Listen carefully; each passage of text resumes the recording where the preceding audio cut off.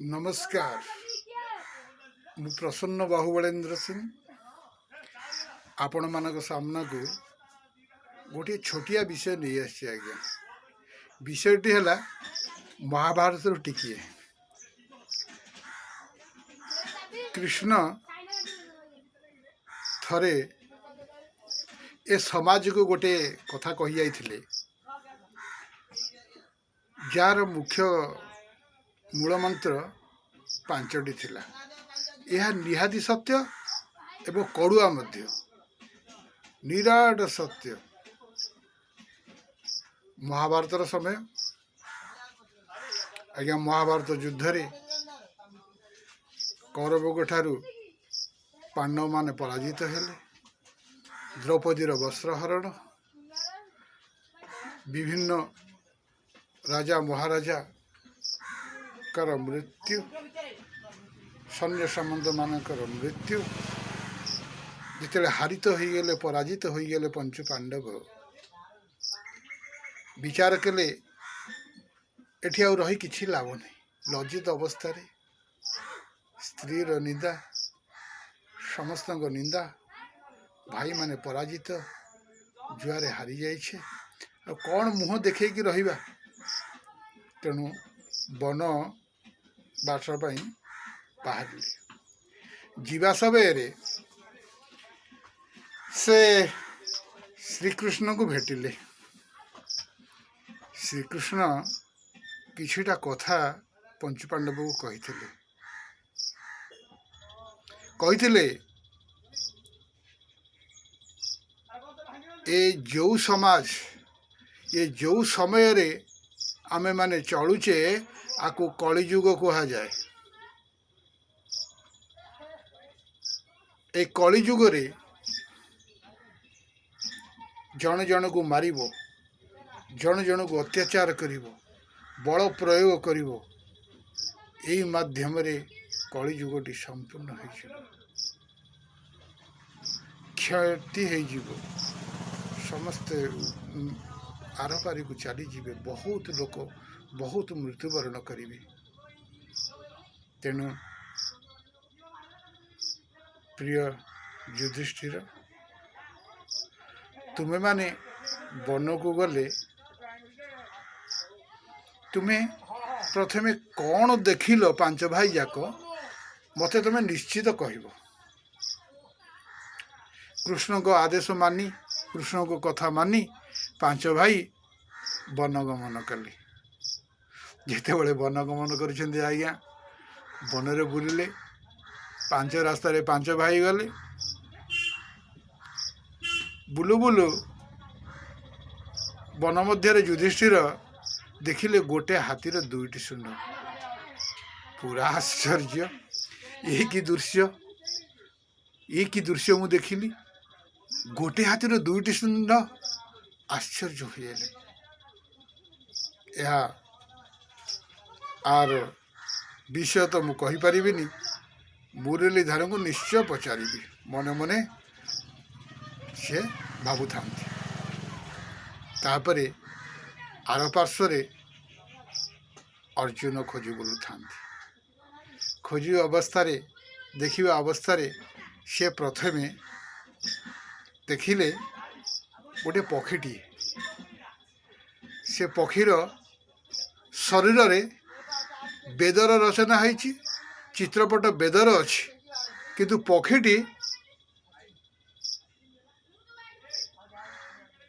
मांस खाऊची, मढ़ा खाऊची। आहरी आश्चर्य हेले, ये कि नीला, ये कि विषय, ये कि दृश्य। जा देहरे वेदर पटचित्र, वेद रचना, आउ से पुणी भक्षण करुची मढ़ा मांस। तापरे आ गोटे दिगरे भीम, भीम बुलु बुलु देखिले गोटे गाईटी तार बाछुरी को जन्म कर दे चाटू थाए। सी एते चाटू थाए जे, एते स्नेह एते आदर रे चाटू थाए जे, चाटू चाटू ता शरीर पूरा रक्त निर्गत होता है। रक्त बाहर थाए, रक्त झरु थाए। भीम आश्चर्य होगले, हाय रे दुनिया, हाय रे संसार, यह कि दृश्य। माँ चाचु चाटू पिला को रक्ताक्त कर दौछि। तापरे आ गोटे पाखरे नकुल, नकुल देखिले गोटे जगह बहुत गुड़िया कूଅ अच्छे, किंतु सबू कूଅ दिग खाली, गोटे कूଅ सॉरी सबू कूଅ दिग पूर्ण अच्छी, किंतु गोटे कूଅ खाली अच्छी। से खाली कूटा को देखिके आश्चर्य हेले, अरे चारि पार्श्व सबू कूଅ तो पूर्ण होइछि, ए कूटा केमिति खाली अच्छी। आश्चर्य होगले, आश्चर्य हो मन मन भावु था यार किसी व्यवस्था करिया पड़ो। तापर आसिले सहदेव, सहदेव देखिले पहाड़ मध्यरु गोटे पत्थरटे गड़ी आसुछि। से पत्थरटी गड़िया समय बहुत ही गछ वृक्ष तरु तृण सबू नष्ट हो भांगी जाई सब माटी हो जाउछि, भांगी जाउछि, किंतु गोटे छोटिया पत्र छोटिया वृक्षटीए गोटे विराट काय पत्थर को अटकई रखी दौछि। एक आश्चर्य कथा, एक दृश्य। से मने मने विचार करनेले यह मुरलीधारी ही विचार करि पारिबे, बुझेई पारिबे। तापरे पांच भाई जाई पहुँचिले से मायावी श्रीकृष्ण को पाखरे। श्रीकृष्ण कहले, देख तमे जहा देखिल प्रथमटी है गोटे हाथीर दुईटी सुंड। तार मतलब जी जहा कहे, ए कली जुगरे जी जहा कहे से ताहा करेनी। गोटे देखैबा पई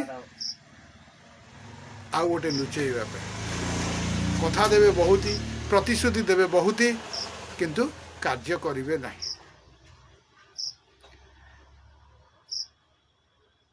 द्वितीयटी है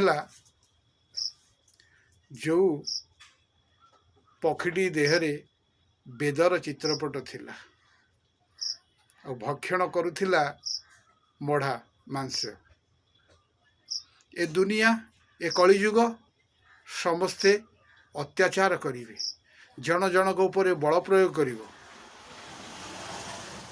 सान को बड़ अत्याचार करिवो, लड़ई झगड़ा हबो, देश देश भितर लड़ई हबो, भाई भाई भितर लड़ई हबो, बाप बुआ मध्य लड़ई हबो।